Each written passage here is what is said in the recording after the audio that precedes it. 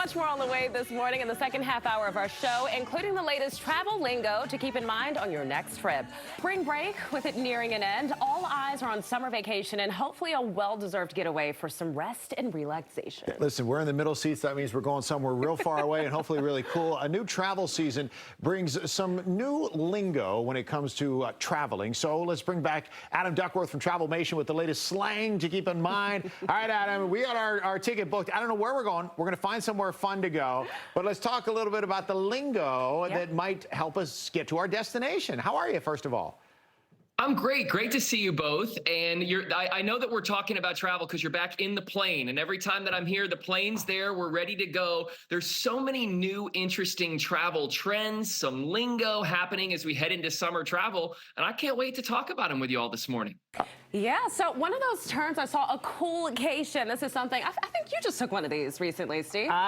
Listen, I'm all, first of all, Adam, I'm all in on a lot of these. But D.C., summertime, 98 degrees and humid. We started going to Canada. I was like, let me go somewhere to get a break from the heat. Yeah. Yeah, coolcations are very in. We're actually seeing about a 300% spike year over year in coolcations. It's the idea that you would spend a vacation in a cooler climate versus a warmer climate. So we have so many folks going to Alaska this summer. Alaska's always big in the summer, but this year it's really, really popular. As I don't know if you've heard of this, but one of the coolest coolcation trends is to actually go down to Antarctica and to do one of those polar plunge trips with the penguins. That is really hot. In fact, I just had a friend, speaking of coolcations, who did a Northern Lights trip in Norway, and she got to spend a night in an igloo, which was an unbelievable bucket list trip. So coolcations are definitely in this year. All bucket list for me. I'm going to have to put one on my list, especially after hearing about your trip to Canada. Gig tripping is another one, and with so many concerts coming up, I think this is a really good idea to just kind of, get more uses out of a vacation. So tell us about this one.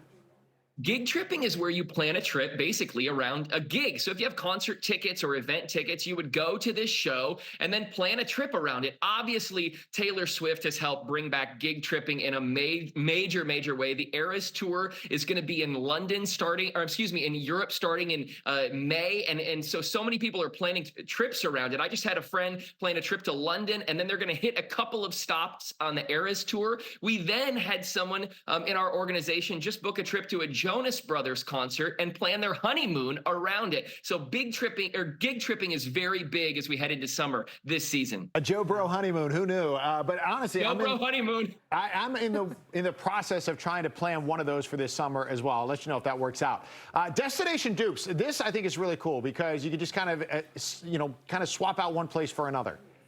Yeah, so destination dupes are where you might want to avoid the madness of a big city or the expense of a very populated area and go outside of there. So let's say you want to go to France, but you're like, I don't know if I want to deal with the crowds of Paris. You might spend it in a smaller French town kind of outside the city. Let's say you're looking to go to the Maldives, but it takes a day and a half to get there, 2 days. It's really expensive, but you want that kind of a vibe or tropical experience. You might find a more remote and closer destination in the Caribbean. The only thing to keep in mind with destination dupes is that if you are thinking about going to France and you really want that Eiffel Tower experience, you're obviously going to need to go to Paris to get that. London, Big Ben, go there. But if you're looking to pick up some dollars and not deal with the crowds, then picking one of those towns that's outside of those locations has become really popular. Yeah, this is something I did in Italy when I went to Positano, but I stayed in Priano. So like you say, just get the pictures and everything that you want out of that. Get away from the crowds. Exactly, that big experience, and then go to where it's less crowded. All right, so another one is set jetting. This is a big one.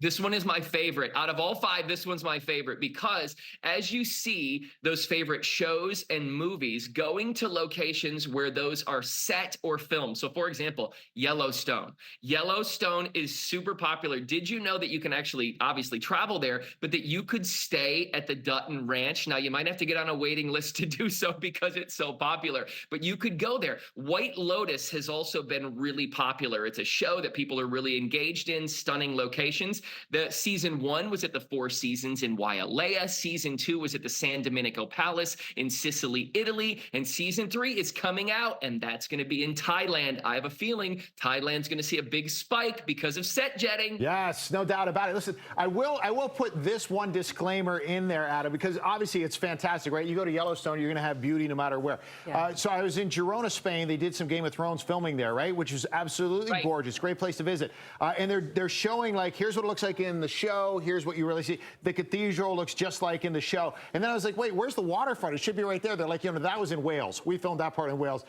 So you don't always get what you think you're going to get. The full experience. Exactly. All right. Do your research. Last one. This is the only thing that I have never done, which is bleisure. I like to keep them separated. How can we work it together?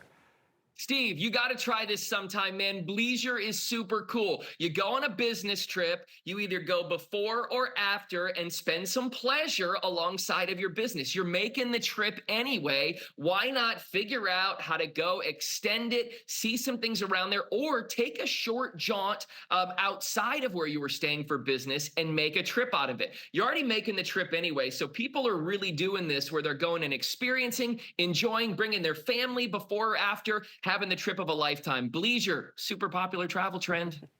I know this is huge too for my boyfriend. I've actually met him on business trips before, so this is a great way to blend that, like you said. Keep the couple together. Adam, we got to go. Where's your next trip? Where are you going to go? What's hot?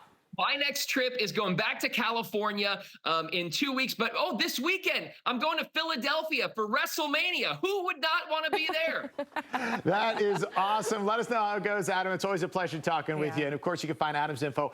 We'll put that up on the screen as well. Thanks, Adam. Safe travels. Thank you. Have a great day. All right, take care. All right, Steven. Yeah, we were just talking about Becky Lynch the other day being in Philadelphia. It's going to be great. WrestleMania, we love it. And bleisure, we got to check that out.